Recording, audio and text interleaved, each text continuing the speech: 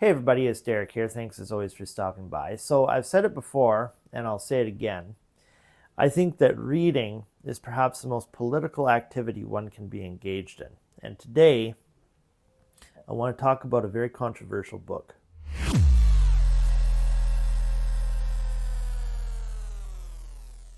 Okay guys, so today I wanted to talk to you about a book called Grave Error. It was written by CP Champion, Chris I think is his first name, and co-authored by Tom Flanagan. It was published by True North Publishers, which is also a news media outlet. And the book was subtitled How the Media Misled Us and the Truth About Residential Schools. And I have thoughts on it. I don't want to be too flattering about the book, but at the same time, I don't want to be unfair. And this has gotten some media attention. It's quite a controversial book on CBC. They had a posting there quoting some Indigenous people who had said that this is such a hateful book and it's tantamount to Holocaust denial. And there's a lot of things in here. It's not for the faint of heart. And I am definitely generally on the side with Indigenous peoples. But, even we have to face some uncomfortable truths. And if that comes from the other side of the political spectrum, we have to take it seriously, provided that it's handled with the right amount of care and it's been scholarly enough. It won't deviate too far outside the realm of acceptable discourse and wandering into hate speech and things like that. So let's tackle the good first and then move into the bad, because I don't want to contribute to this feeling of alienation that lots of people on the right have. I say, if our cause is just, especially if the Indigenous cause is just, truth fears no inquiry. And I think truth will survive this book. And I really do believe engagement with this book will actually bolster the Indigenous argument, for which I'm actually incredibly sympathetic to. The foreword was written by Conrad Black. I think Conrad Black is a son of a bitch. I think he's nefarious. I think he is a hateful, spiteful person, but he just wrote the foreword. So, I read it, wasn't really interested. It was a whole lot of ideological nonsense, but I was more interested in some of the claims that Chris Champion makes. I want to just make a quick note on authorship here first. Throughout the video, I'm addressing the claims of CP Champion. This is mainly because I was speaking extemporaneously and the fact that he shows up first on the cover. But when I say Chris, I'm really referring to both editors, Chris and Tom. This book features many writings, most of which previously showed up in various publications and forums. I prefer to direct my entire treatment of the book at them as authors instead of editors. Much of it is for brevity, but there's actually a very good reason why I'm doing this. I don't want to get burdened with this matter just yet, but I have a coda at the end of the video to explain why I'm directing my criticism for the book at these two main writers. So let's start with the good, because I want to be very fair about this. And I will say of Chris Champion, although I'm not terribly familiar with all of his work, he comes across in this book as at least sincere, okay? I think he's an educated person, that is to say academically. I mean, he has some credentials, he's an older man, he's obviously fairly well read. We can dispute, what he reads and the sources that he cites, but he comes across as sincere. I don't put him in the category with Conrad Black, and I certainly don't put him in a category with like Donald Trump or Candace Owens or Matt Walsh or Ben Shapiro. And, a lot of those, let's face it, shit disturbers. They're not out there to really advance a nuanced discussion about facts and history. They're shit disturbers. And I don't put Chris Champion in that category. I think he's being sincere. He has a background in this topic. He is well read. I think that, you go through the book. It's certainly nowhere near the most well-referenced work I've ever read. There are a lot of sources at the bottom of every page. And I would dispute a lot of the people that he quotes, but he makes an argument and he backs it up. So he's following the rules of basic academic literature. His central claim here has to do with a lot of the media maelstrom that was created in the aftermath of discovering mass graves, starting in Kelowna, but really it swept across the country, where they saw all kinds of, what did they call it? I think they called it anomalous ground penetrating radar evidence. There was some disturbances, ground disturbances, things like that. And they said, well, this is, very likely mass graves. Understandably, given the history of Indigenous peoples, especially surrounding residential schools and all that was done, people were outraged. I myself was among them. I had on my Facebook, I had made many comments about it. I took the media reports at face value. I wouldn't say I was swept up in the panic of it, or I certainly wasn't involved in any church burnings or whatever. But I was very sympathetic, and he's challenging some of the assertions there.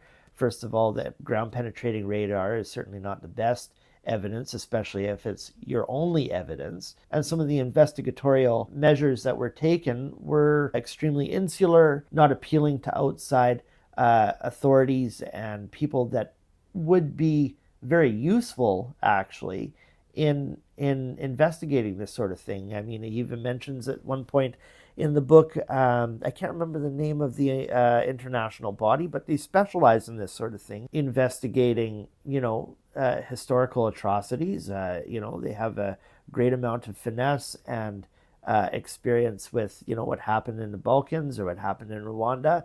And yeah, I think Chris makes a good point in this book that, like, why was the Indigenous community not, well, ready, but I would say zealous? Why weren't they zealous to include international, very independent bodies like this in their investigation? I think that's a fair objection or appeal to garner some more evidence.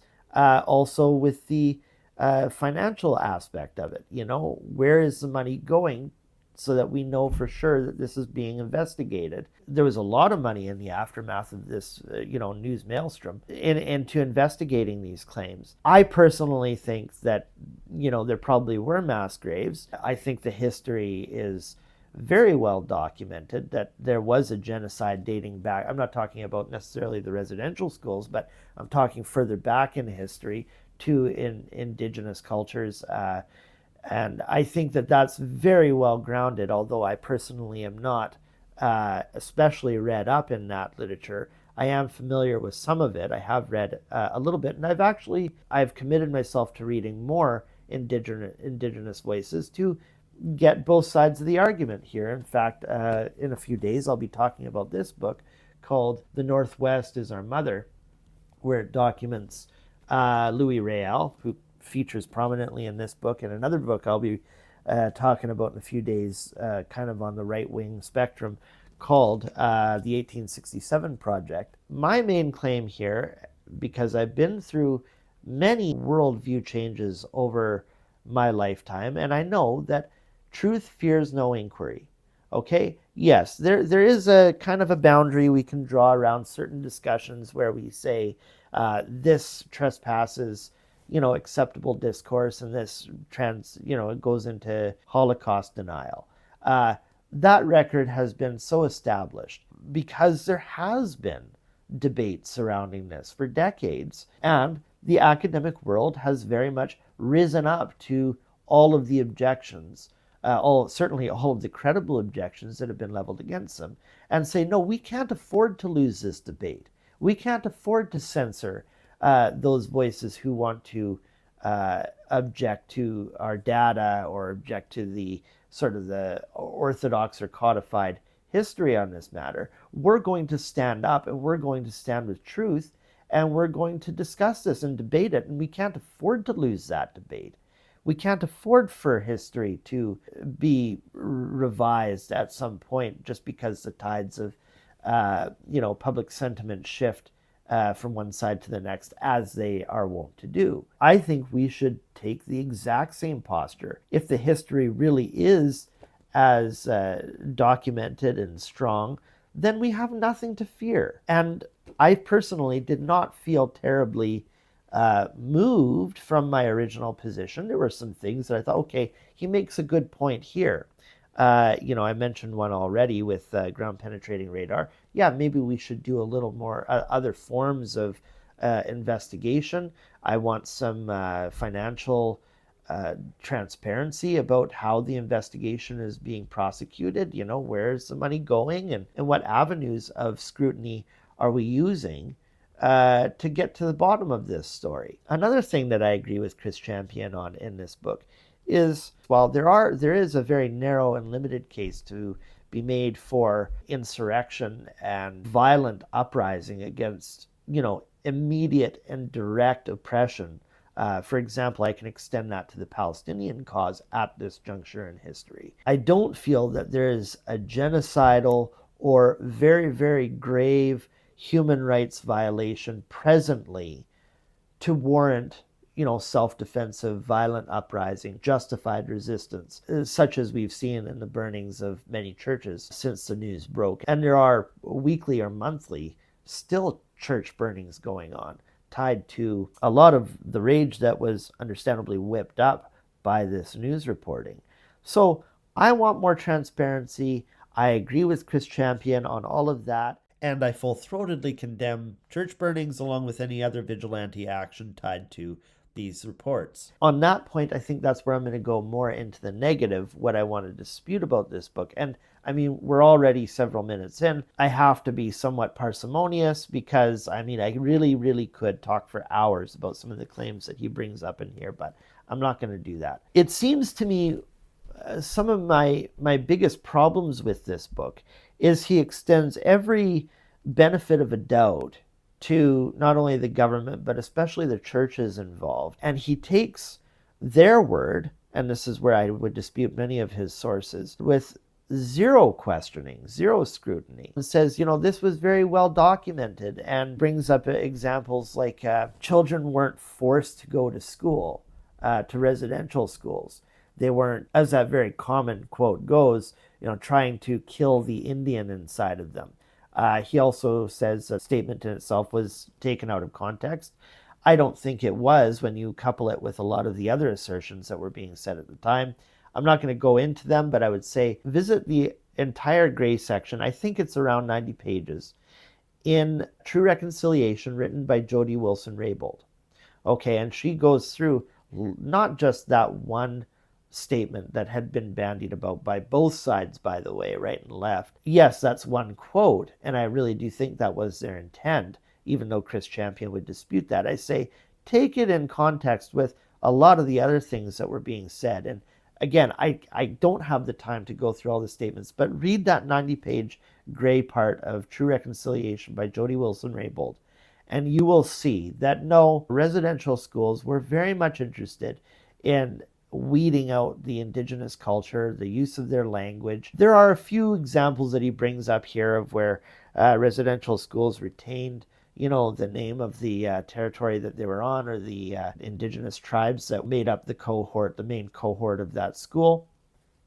But I think that that's very flaky reasoning, and you really have to cherry pick to say that supports your argument that there was no historical genocide of indigenous peoples, or that there wasn't an attempt to culturally genocide indigenous peoples in residential schools. The record on residential schools, I think, based on my limited reading, is, you're almost in flat earth territory if you're going to say that there wasn't an active plot to weed out indigenous culture. I also found it logically inconsistent, ideologically contradictory, and silly, downright just silly, of Chris Champion in this book, and I think it was him in the 1867 project. What features prominently in these two books is how Sir John A. Macdonald officiated the eradication of smallpox through vaccinating indigenous peoples,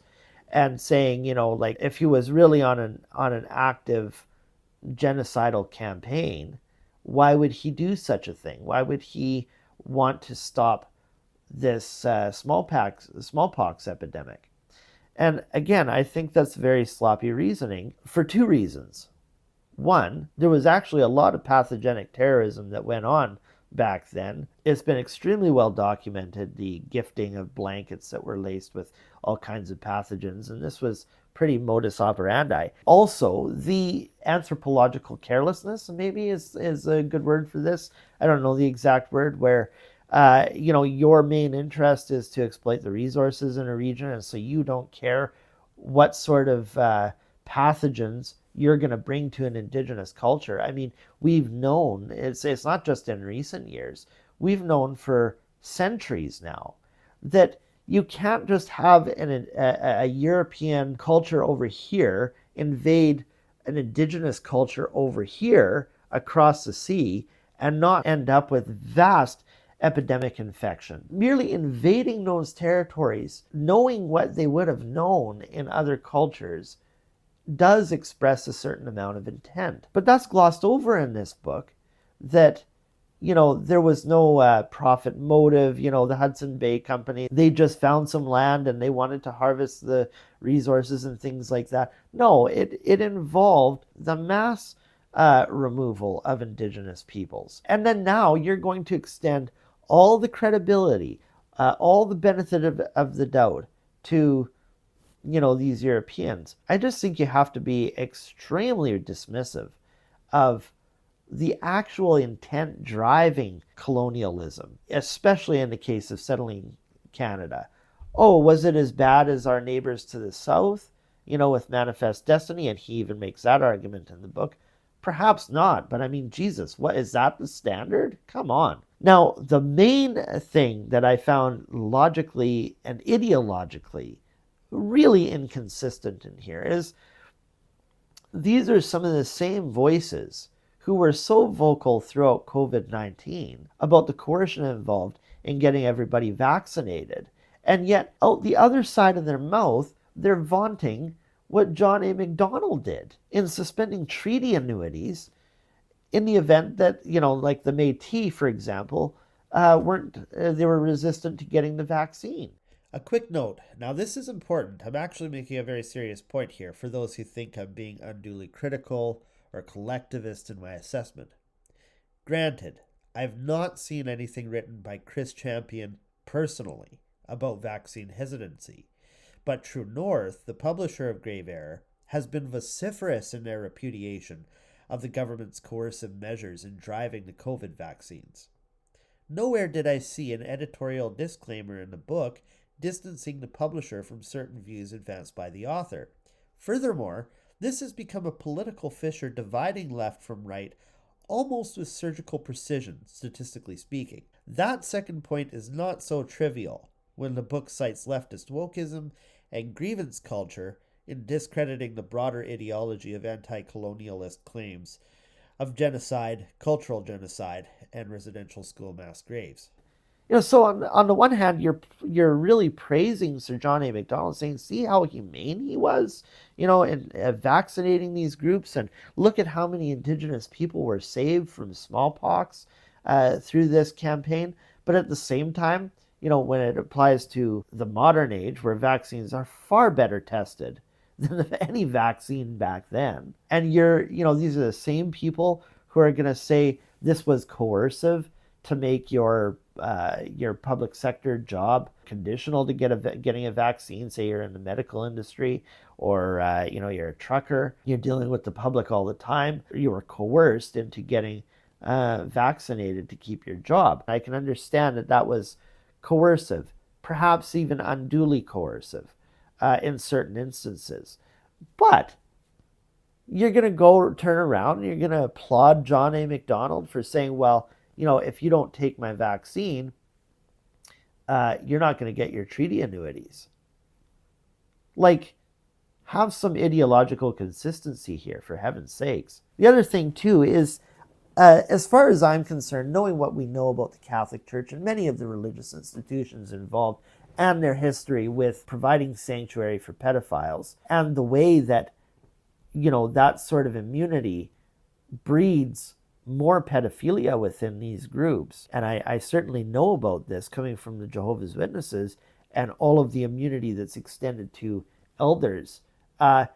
It fosters a culture of denial, which only produces more pedophiles, because you've got this vast edifice that is providing sanctuary for that sort of activity, of course that's only going to attract into your institution more and more of the same. The fact that Chris Champion was so ready to extend the benefit of the doubt to these groups and privilege their say-so, their record of events, I found that very sloppy as well, because he even weaponizes the presumption of innocence in all of this.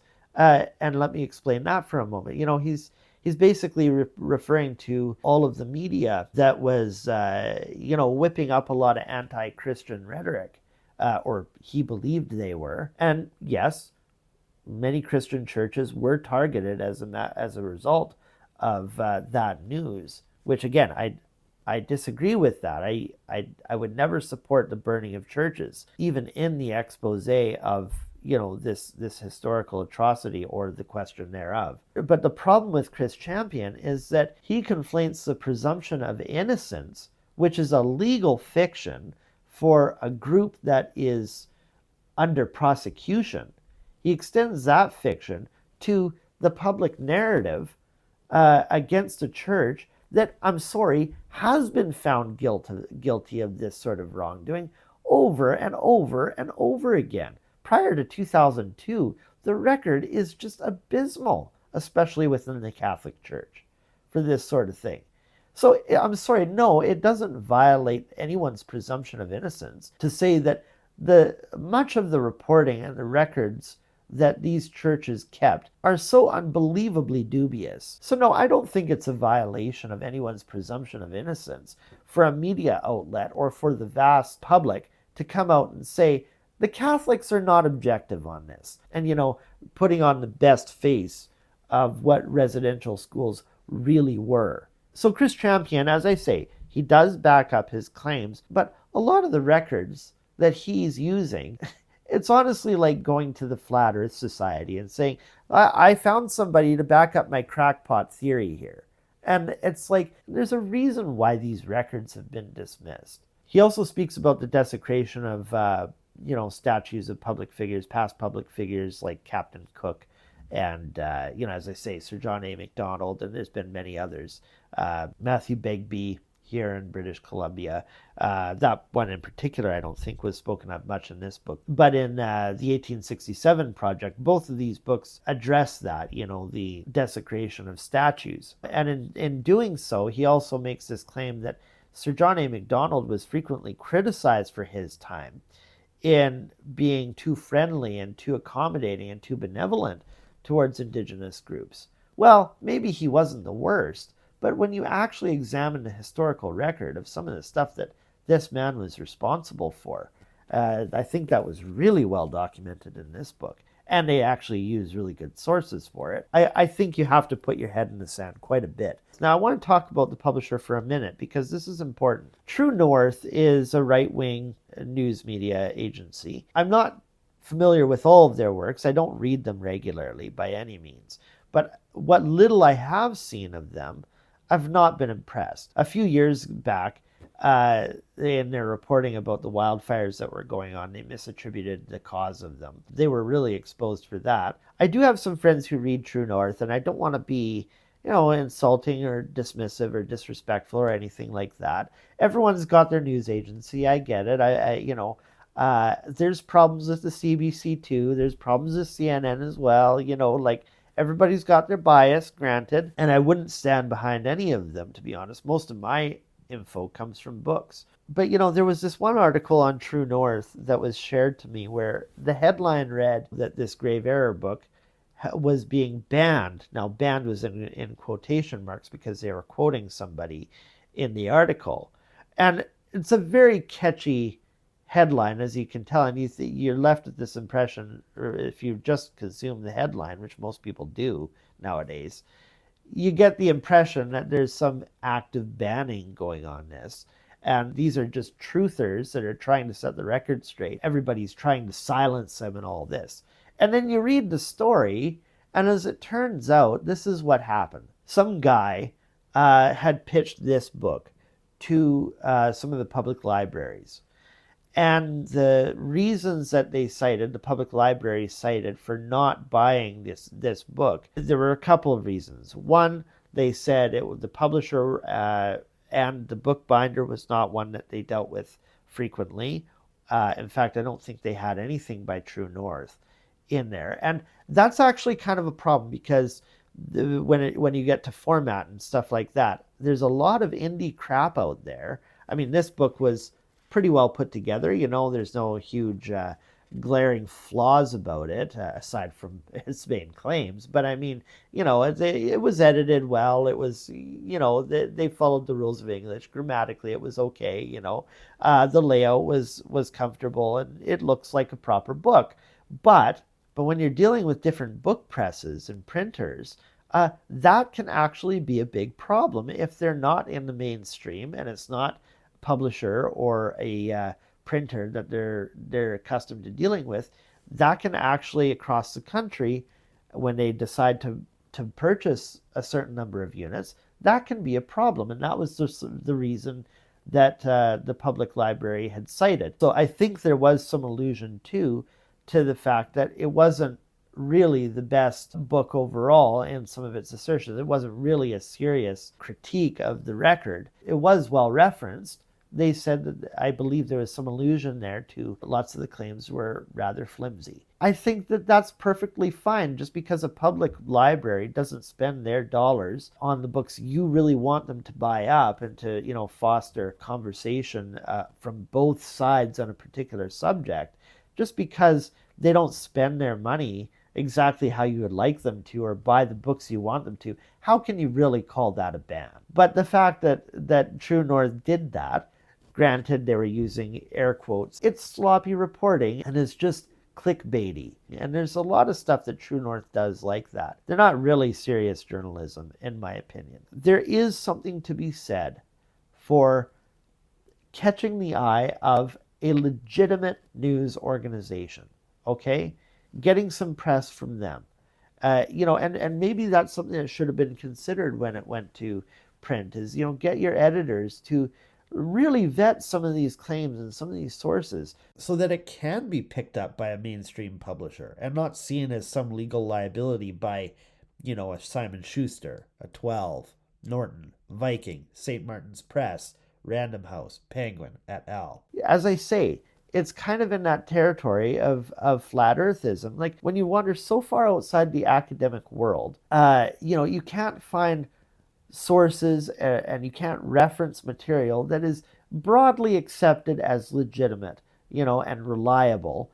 You have to ask, is that institutional bias? Is that really a leftist plot? Or is it the fact that you can't really find any support for your dubious claims? It's a valid question to ask, because I run into this all the time. There are all manner of news sources and publications wanting to catch your ear. And if there isn't some sort of parsimony, some sort of boundary drawn here that these are the kind of claims that we can address within a certain, bounded argument space where we know that we're relegating a lot of the bullshit out there. It's intended to distract and overwhelm the search for truth. That Overton window of acceptable discourse is valid for the most part. It is reliable to stay within that. Doesn't mean that anything that lies within it is absolute truth. Of course not. But we do need to have some sort of fundamental assumptions that, I'm not saying they're beyond question, but we don't need to reinvent the wheel on every single issue. I extend the exact same thing to Holocaust denial. Is there absolutely zero place for questioning the record of what happened during World War II? If you've got some new source or some new revelation that comes to fore, where it sort of challenges our previously held assumptions about the Holocaust, there's a place for that in academia, that you can bring certain findings like that. But to engage in overt historical revisionism, where you have to throw out and discredit all of the stuff that we have found to be extremely reliable in this area of inquiry, that's when, skepticism is well grounded. I think I've talked long enough about this. I would like to go into a lot more specifics, but I just wanted to tell you sort of in a cursory way what my feeling on the book was. I say truth fears no inquiry. read it. There's nothing really threatening in here. I think the person, Chris Champion, is well-intentioned. I think he's sincere. He's not really about like owning the libs or any of that sort of thing. He's not at the Ben Shapiro level, you know. I think he's got some serious questions, and some of it was well-founded, but it's kind of like the flat earth thing. Like, who are you going to believe? You know, is it really some leftist plot that and a cover-up, some covert cover-up that, you know, all of the history that we have, all of the perspectives that we've heard, all of that can just be thrown out the window? But no, the Catholic Church and Sir John A. Macdonald, they were benevolent here. They did, you know, they were out for the better interests of the Indigenous community. Like Occam's razor. What's more likely to be the case? I want to add a coda here. Why is most of my criticism reserved for Chris and by extension Tom? Why am I addressing them instead of all of this work's contributors? Furthermore, why do I engage them as authors instead of editors? This was all by design. So here's the thing. Most of these chapters were previously published writings in periodicals and forums like, you know, the Dorchester Review, Quillette, C2C Journal, and Substack. In fact, one submission was credited anonymously. But I'm speaking to Champion and Flanagan here because the general arguments this book wants you to consider may or may not be endorsed whole cloth by the individual contributors and or their original host publishers. It may not be the case, for instance, that the writer who objects to ground-penetrating radar evidence would therefore endorse the desecration of these grounds and potential graves by digging for bodily remains, or personally believes all these decades later that forensic proof is even attainable now. By engaging all contributors as one essential unit, it sets up an edifice that there's a stronger consensus for the general thrust of this book than which actually and truly exists. I don't have a problem with the structure of the volume. This is a common format, and these individuals do indeed qualify as editors. But the book is making a very comprehensive case, and that case has a very specific tone and intent. And I believe it's important to identify authorship in that, as opposed to assuming that Champion and Flanagan were merely compiling sources, spell checking, or tweaking punctuation. Anyway, I've rambled enough. Those are my thoughts. You're welcome to disagree with me. And I would actually encourage you to do so. I want to hear all of your opinions in the comments and see what you have to say. And yeah, we'll see you down there. Thanks for stopping by. Hey everyone, I hope you liked this video. If you want more like the one you just watched, click the suggested video on this screen. Make sure you subscribe, and to connect with me on my other platforms, my handles are linked below in the description, alright? Take care, peeps. Till next time.